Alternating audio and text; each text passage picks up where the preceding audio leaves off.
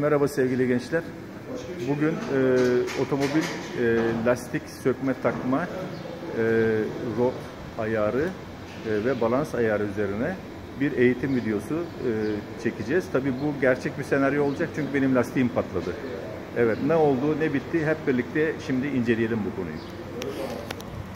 Evet arkadaşlar, İzmir Bayraklı tünelinde gelirken arka lastik bomba gibi patladı. Yani ben de ilk defa hayatımda böyle bir şey gördüm. Ve ondan sonra kullandığım araç gördüğünüz gibi. Ve tabii hemen emniyet kuvvetlerini aradım 155 ile. Otoban olduğu için yardım istedim. Karayolları ekibi geldi ve karayolları ekibi koniler koyarak bana yardımcı oldu. Aracı sol arka lastiği sökmek için emniyetli bir şekilde kaldırdım. Bijonlarını gevşettim ama lastiği çıkartamadım. Çünkü şu gördüğümüz kısımda şu anda yağlandı. Bakın yağları görüyorsunuz. Şu gördüğümüz kısımda müthiş bir paslanma oluşmuş. Bu yağmur suları, çamur suları vesaire. Dolayısıyla tekme ata ata ayağım kırılacaktı. Neyse çekiciyle buradaki Bayraklı'daki Güneş Oto servisine geldik. Bunlar benim eski arkadaşım, 20 yıllık dostum. Dolayısıyla burada da sessiz sakin bir ortam bulunca dedik ki bunu bir fırsata çevirelim ve baştan sona bir eğitim videosu çekelim. Canlı olsun ve gerçek olsun. Şimdi Fatih Eşkin ustamızla beraberiz. Fatih ustacığım, sen bana yardımcı oldun. Allah senden bin kere razı olsun. Şimdi bu lastiğim benim neden patlamış? Ne olmuş benim lastiğime? Bir bakalım. Şuradaydı galiba söktüğümüz lastik. Evet. Lastiğin ömrü bitmiş bir defa. Anladığım kadarıyla. Yarık var. Evet, lastik felaket bir şekilde yarılmış. Gerçekten bomba gibi patladı. Ve beni perişan etti yani otobanda. Bir de vızır vızır trafik. İnanın ölüm tehlikesi atlattım diyebilirim. Şimdi bu lastik hakkında biraz bilgi verelim. Bakın burada lastik üzerinde işaretler var. Lastiğin ebatı 175 65 14. Yani 175 arkadaşlar şöyle gösterelim. Taban genişliği, evet. Taban genişliği 175. Yani buradan burası 175. Ondan sonra gelelim 65 yanak kısmı oluyor. Yanak kısmının yalnız şöyle burada yanlış bilinen çok bilgi var. Şöyle ki taban genişliğinin arkadaşlar %65'i yükseklik ölçüsü. Yani 65 milimetre değil. Bunu görünce herkes diyor ki 65 ya da 6,5 santim değil. Yani taban genişliğinin %65'i yanak yüksekliği. 14 de jantın 14 kısmı. Evet, jant çapı. Yani şu jantın oturduğu kısım 14 inçtir burada arkadaşlar. Yani diğerleri bakın milimetre, bu inç. 14 inç jant diye ifade edilir. Ve burada gördüğümüz R harfi de radyal desenli bir lastik. Yani bu lastiğin iç yapısı oluşturulurken içine döşenen malzeme radyal bir yapıda olmuş, yerleştirilmiş demektir. İç lastiği yok. Bu yüzden de tübles, yani dubleks der millet bizim bunu şeyde halk arasında dubleks lastik taktırdım der. Dubleks iki katlı ev demektir. Burada gördüğümüz tübles yani içinde başka bir tüp yok. Yani iç lastik yok anlamına gelir. Evet.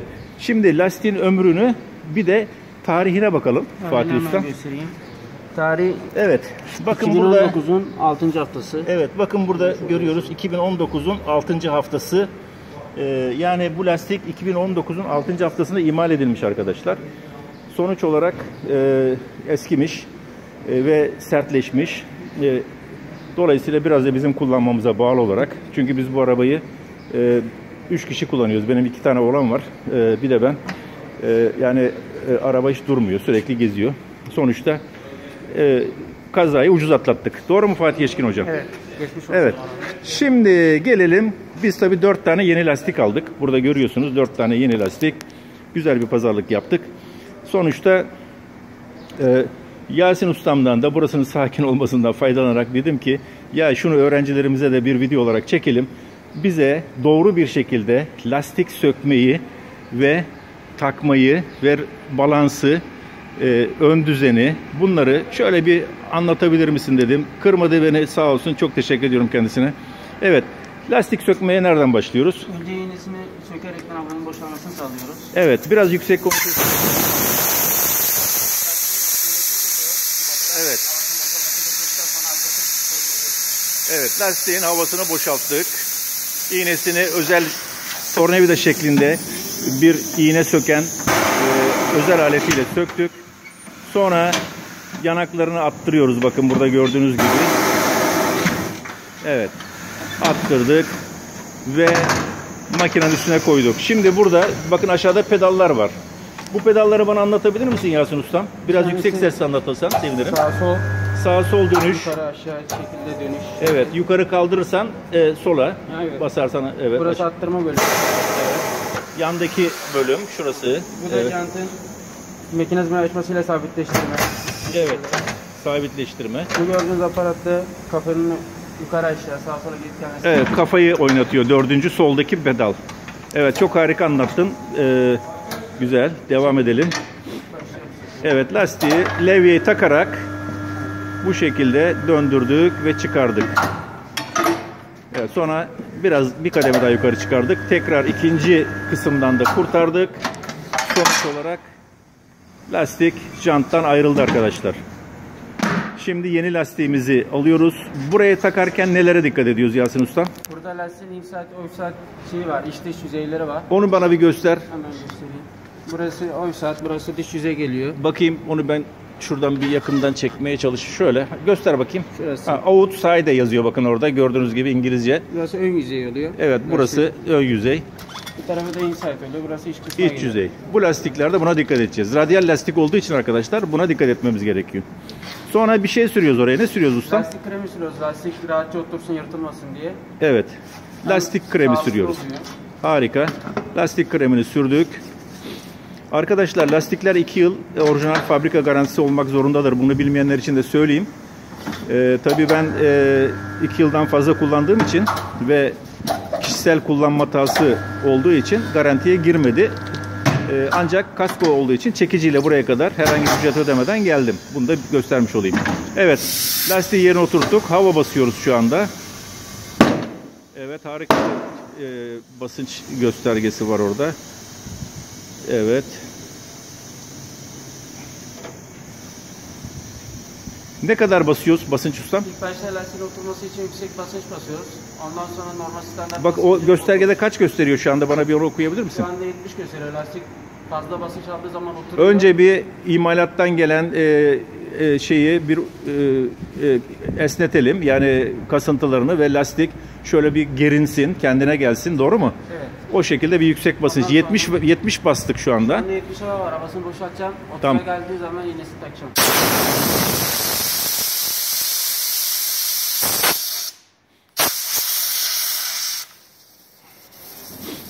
Evet, 30'a kadar düşürdük ve sonuçta iğnesini kapatıyoruz.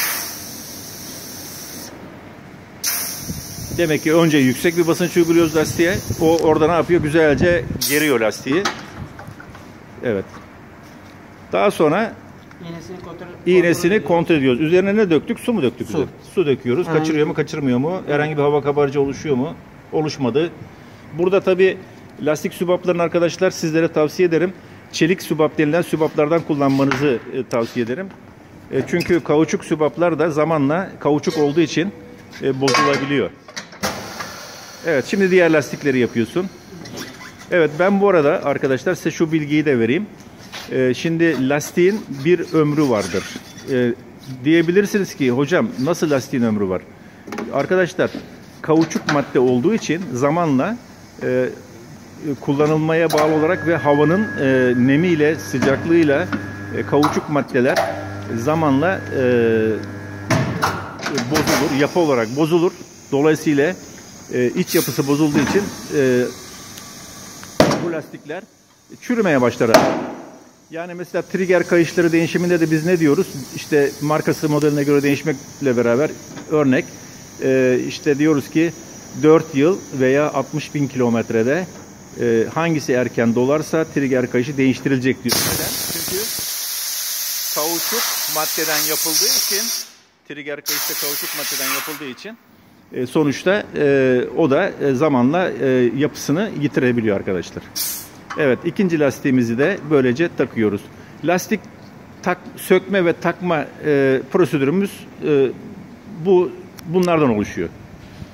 Evet. Tekrar cihazımızı şöyle uzaktan çekelim. Evet, ikinci lastiğimiz de hazır. Şimdi üçüncü lastiğimize geçiyoruz.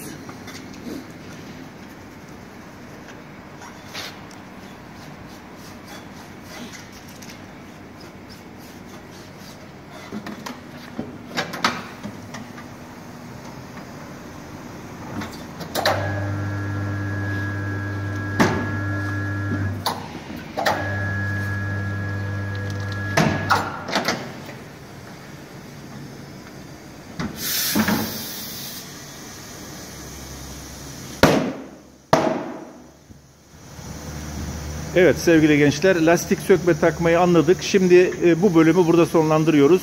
Yasin Usta'ma çok teşekkür ediyorum. İyi günler diliyorum.